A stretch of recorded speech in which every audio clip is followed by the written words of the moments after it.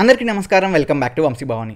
Already BTech first year, second year and third year ఈ 3 years గురించి డీటెయిల్డ్గా analysis, road maps, guidance, situation analysis. So ఆ ఇయర్లో మీకు ఎదురయ్యే డిఫరెంట్ సిచ్యువేషన్స్ ఏంటి, వాటిని మీరు ఏ విధంగా ఎదుర్కొంటే అవుట్కమ్ బాగుంటుంది.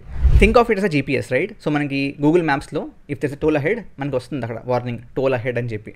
అదేవిధంగా మీకు ముందుగానే ఓకే బీటెక్ ఫస్ట్ ఇయర్లో ఏదైతే సిచ్యువేషన్ ఇది, దీన్ని ఈ విధంగా డీల్ చేస్తే మంచిదని చెప్పి అర్థమవుతే బాగా ప్లాన్ చేయొచ్చు అండ్ అదేవిధంగా బాగా ఎదుర్కోవచ్చు. That's the whole idea. Okay, so coming to BTech fourth year, మీరు మీ బీటెక్ ఫోర్త్ ఇయర్లో, ఫైనల్ ఇయర్లో మీ టైంని మేజర్గా స్పెండ్ చేసేది 2 things మీద. Number 1 it is final year projects, number 2 it is placements, right? So ఈ 2 విషయాల గురించి బాగా ఫోకస్ చేస్తూ మాట్లాడుతూ మిగతా పాయింట్స్ కూడా కవర్ చేద్దాం. First things first, about your final year projects. Depending on college 3 patterns ఉంటాయి. ఆ మూడిట్లో ఒకటి మీ కాలేజ్ కూడా ఫాలో అవుతుంది. ప్యాటర్న్ నెంబర్ 1 మీకు 7th సెమిస్టర్లో మైనర్ ప్రాజెక్ట్ ఉంటుంది, 8th సెమిస్టర్లో ఫైనల్ ఇయర్ మేజర్ ప్రాజెక్ట్ ఉంటుంది. సెకండ్ ప్యాటర్న్ ఈజ్ బేసిక్లీ మీకు అసలు మైనరే ఉండదు, డైరెక్ట్గా మీకు ఫైనల్ ఇయర్లో మేజర్ ప్రాజెక్ట్ ఉంటుంది. థర్డ్ ప్యాటర్న్ మీకు మైనర్ ఉంటుంది అండ్ 4th ఇయర్ లాస్ట్ సెమిస్టర్లో, 8th సెమిస్టర్లో మేజర్ ఉండొచ్చు ఆర్ ఇంటర్న్షిప్ ఉండొచ్చు, ఆప్షన్ ఉంటుంది. So these are the 3 patterns, right? So వీటిలో ఒకటే మీకు ఇక్కడ ఉంటుంది. So for all of this the common guidance is చాలామంది బీటెక్లో ప్లేస్మెంట్స్ వస్తున్నప్పుడు అన్న రెజ్యూమ్లో ఎటువంటి ప్రాజెక్టులు యాడ్ చేయాలి, ఏ విధంగా ఉండాలి, కొత్త ప్రాజెక్టులు ఏమేం చేయమంటారు, ఏయడం అయితే ఉంటుంది. సో ఇటువంటి డిఫరెంట్ క్వశ్చన్స్ ఉంటాయి. బట్ ద పాయింట్ ఈజ్, ఒకవేళ మీరు మీ బీటెక్ ఫైనల్ ఇయర్ ప్రాజెక్ట్ని శ్రద్ధగా బాగా చేస్తే ఆ ప్రాజెక్ట్లే ఆర్ ఆ ప్రాజెక్టే మీకు రెజ్యూమ్లోకి సరిపోతుంది. అండ్ ఇన్ఫ్యాక్ట్ ఫ్రెషర్స్కి ఇంటర్వ్యూస్తో మాట్లాడడానికి ఆ ఒక్క ప్రాజెక్ట్ చాలు. ఎందుకంటే final year project is a long term project, either 3 months or 6 months whatever, but it's a long enough project. So దాంట్లో ఒకవేళ మీరు యాక్చువల్గా ఫ్రమ్ స్క్రాచ్ సొంతంగా బిల్డ్ చేస్తే దాంట్లో ఎదురయ్యే డిఫరెంట్ సిచ్యువేషన్స్, ఛాలెంజెస్, ఈ టెక్ స్టాక్లో ఇదే ఎందుకు వాడుతున్నాం, why not that, why this optimizer, why not that, why this algorithm, why not that, ఆ ఐడియాస్ అన్నీ ఉంటాయి. కాబట్టి మీరు నీట్గా ఎక్స్ప్లెయిన్ చేయొచ్చు. అండ్ నిజంగా కూడా అంటే 4th ఇయర్ స్టూడెంట్స్కి చాలాసార్లు మేము తీసి మార్కాలను మేము తోపులం అనుకుంటారు. బట్ ద పాయింట్ ఈస్, ఆ ఇంటర్వ్యూ ప్యానెల్ కానీ, ఆ ప్రాజెక్ట్ రివ్యూ ప్యానెల్ కానీ మీలాంటి ఎన్నో బ్యాచెస్ చేసింది. సో వాళ్ళకి అంటే ఎవరు నిజంగా బిల్డ్ చేశారు, ఎవరు అమీర్పేట నుంచి తస్కరించి అక్కడ ప్రజెంట్ చేస్తారని చెప్పి ఈజీ తెలిసిపోద్ది. పండిపోయింది ఇక్కడ రంగేశం అంతే. కాబట్టి don't try to fake it, because people will make it. Okay ప్రాస okay. But anyways the thing is, as much as possible తస్కరించి కాకుండా సొంతంగా ట్రై చేయండి. తస్కరించడం అంటే అమీర్పేటలో డబ్బులు పే చేసి కొనుక్కోవడమే కాదు. ఇట్ కుడ్ బి దాట్ మీరు అసలు ఎటువంటి ఐడియా లేకుండా గిట్హబ్లోనే ఒక ప్రాజెక్ట్ని దింపేయడం కూడా తస్కరించడమే. ఆర్ మీరు ఇప్పుడు ఏఐ వాడుకుని ఎటువంటి ఐడియా లేకుండా జస్ట్ వైబ్ కోడింగ్ చేసేస్తాము వచ్చేస్తుంది ప్రాజెక్ట్ అంటే రావచ్చు. బట్ ద థింగ్ ఈజ్, మీకు ఎటువంటి ఐడియా రాదు కాబట్టి మీకు పనికి రాదు అది. ఇది నీకు అవసరం లేదు, ఓకేనా? కాబట్టి సొంతంగా use tools, use AI, but ఆ ప్రాజెక్ట్లో ఆ మాడ్యూల్ ఎందుకు రాస్తున్నాము, ఆ మాడ్యూల్ కావాలా, ఆ డిసిషన్స్ అన్నింటినీ మీరు తీసుకోవాలి. మీకు ఐడియా ఉండాలి. Don't depend upon AI. ఓకేనా? That's first thing. Second thing ఏంటంటే, మైనర్ ప్రాజెక్ట్స్ అవ్వచ్చు, మేజర్ ప్రాజెక్ట్స్ అవ్వచ్చు, మీరు డీల్ చేయవలసింది with your reviewer panel and with your mentor. కాబట్టి యాజ్ మచ్ యాజ్ పాసిబుల్ మీకు తెలిసిన మెంటర్, ఒకవేళ చాయిస్ ఉంటే మీ చేతుల్లో, మీకు తెలిసిన మెంటర్ని చూస్ చేసుకోండి. చాయిస్ లేకపోతే మీకు వచ్చిన మెంటర్తో మంచిగా ఉండండి. 4th ఇయర్కి వచ్చేసాము, రెక్కలు వచ్చేసాయి, ఎక్స్ట్రా వద్దు. Okay, be in limits and వాళ్ళని రెస్పెక్ట్ చేయండి. ఓకే, అంటే 4th ఇయర్కి వచ్చేసాం, ఫైనల్కి వచ్చేసాం, మా ఇష్టం ఏదైతే మాట్లాడతాం అంటే that's a very wrong attitude. ఎందుకంటే మీ ప్రాజెక్ట్ మార్క్స్ ఇంపాక్ట్ అవుతాయి అండ్ మీరు 4th ఇయర్ అయిపోయాక మీ కాలేజ్ నుంచే సర్టిఫికేట్లు, టీసీలు, ఎన్ఓసి ఇవన్నీ తీసుకెళ్ళాలి మీరు. ఓకే, కాబట్టి మీరు వెళ్ళి అక్కడ ఫ్యాకల్టీస్తో, స్టాఫ్తో మెసప్ చేస్తే మీకే ప్రాబ్లం. అదేంటన్నా మేము తగ్గాలి, మేము ఆల్ఫా మేల్స్, ఆల్ఫా ఫీమేల్స్, ఏ వస్తున్నాయి ఏమొచ్చినా, బీటా, గామా, గైస్, ఇదంతా 4th ఇయర్లో మీకు ఇంకా ఊపు వల్ల అలా మాట్లాడుతున్నారు అంతే. Basically when you coming to industry, మీకు నచ్చంది మీ బాస్ చెప్పాడని చెప్పి దొబ్బే అని చెప్పి అంటారు. మీరు ఫ్యాకల్టీని మాత్రమే అనగలరు, బికాజ్ వాళ్ళు ఏం చేస్తారని ఫీలింగు. సెకండ్లీ, డబ్బులు కడుతుంది మీరు కదా, అక్కడ మనీ అక్కడ ఇన్వెస్ట్ అయింది మీది కాదు, మీ పేరెంట్స్ది. కాబట్టి కొంతమందికి లెక్క ఉండదు. Okay, at the same time వాళ్ళు మీ టీచర్స్, మీ గురువులు. ఇట్స్ నథింగ్ రాంగ్ ఇన్ వాళ్ళ మాట వినడంలోనూ ఆర్ వాళ్ళకి రెస్పెక్ట్ ఇవ్వడంలోనూ తప్పేం లేదు. I know lot of situations case ఎందుకు చెప్తాను ఇంత నొక్కి. 4th ఇయర్లో చాలామంది ఫ్యాకల్టీస్తోనూ స్టాఫ్తోనూ మెస్అప్ చేస్తారు. Don't ever try to do that. మీకు మహా అయితే బీటెక్ డిగ్రీ వస్తుందంటే you have not even seen in life at. అంటే సి ఈ 4 yearsే మీ జీవితం కాదు, that's after BTech which it starts. కాబట్టి don't try to mess up there. That is second main point. Okay, now coming to placements. See మీరు third year నుంచి చెప్పినట్టుగా I think in the previous చెప్పాను, థర్డ్ ఇయర్ నుంచి మీకు ఒక idea ఉండాలి. In fourth year also keep having that idea. మీ కాలేజ్కి రాబోయే కంపెనీస్ ఏంటి, వాటి ప్యాకేజెస్ ఏంటి, ఏది ఫస్ట్ వస్తుంది సెకండ్ వస్తుంది, అండ్ వాటిల్లో అడగబోయే క్వశ్చన్స్ ఏంటి, రౌండ్స్ ఏ విధంగా ఉంటాయి.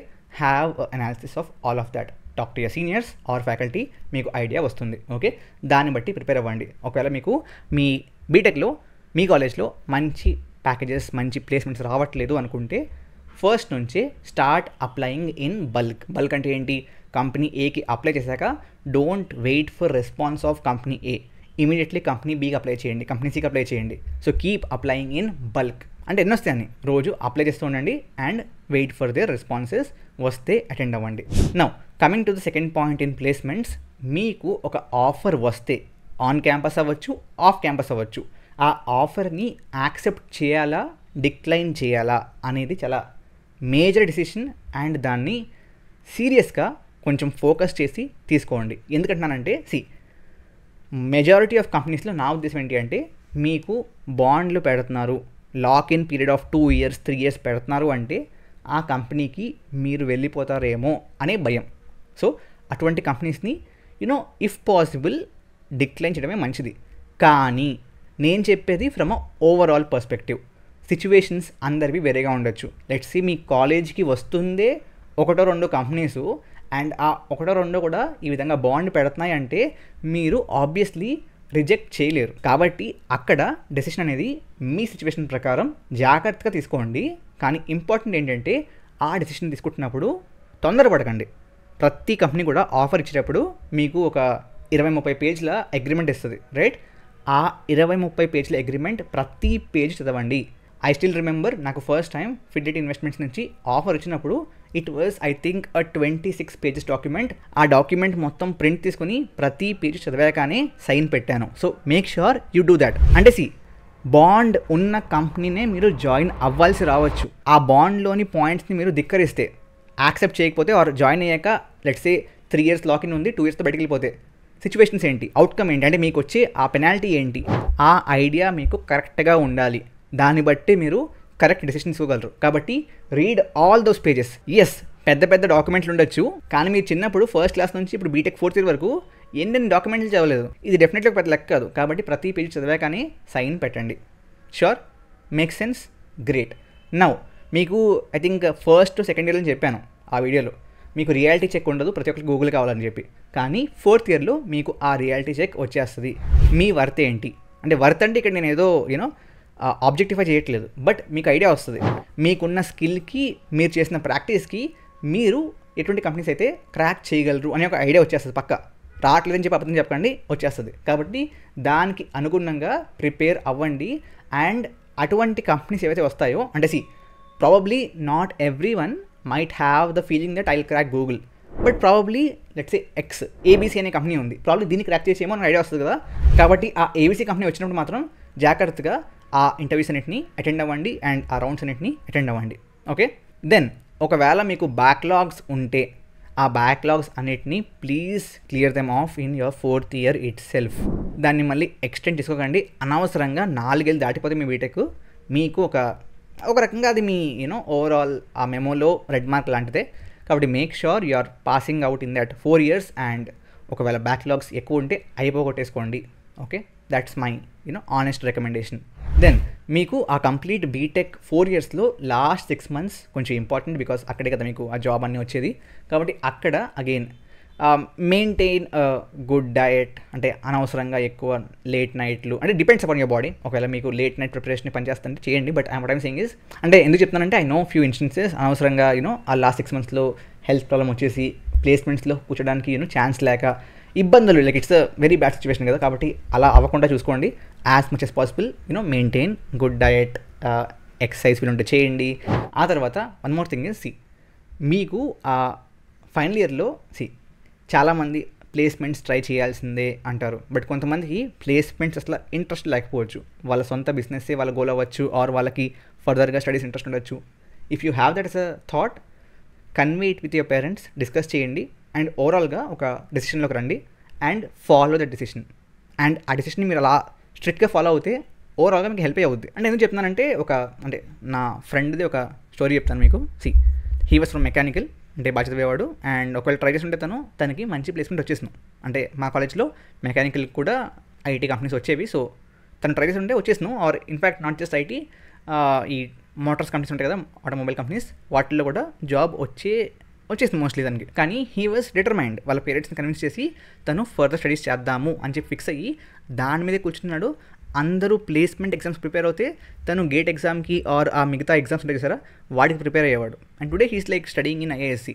అంటే మీరు నిజంగా మీ డెసిషన్ మీద, మీ థాట్ మీద స్ట్రాంగ్గా ఉంటే ఆ థాట్ కానీ ఆ డెసిషన్ కానీ ఏదైనా అవ్వచ్చు, you can win. Okay, so these were few points guys. First thing is final year ప్రాజెక్ట్ని లైట్స్ చూకండి. Second thing is don't mess up with faculties or staff. Third thing is ప్లేస్మెంట్స్ని ఫోకస్ చేయండి, apply in bulk, have a understanding of what are the companies.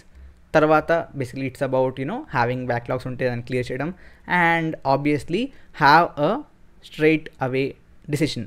అంటే ప్లేస్మెంట్సా, జాబా, అంటే జాబా, లేకపోతే ఫర్దర్ స్టడీసా, లేకపోతే రీసెర్చా, లేకపోతే స్టార్టప్పా, ఏంటి, హ్యావ్ అన్ ఐడియా. అన్నిటి చేస్తామంటే అవుతాం. Okay, so have a decision. I hope ఓవరాల్గా ఈ సిరీస్ మీకు బాగా హెల్ప్ అయింది అనుకుంటున్నాను. Thank you for watching. Definitely ఆ 4 పార్ట్స్ని మీ ఫ్రెండ్స్కి షేర్ చేయండి. I will probably mix it up and single video release చేస్తాను. But anyways, thank you very much. Jai Hind, జై భారత్.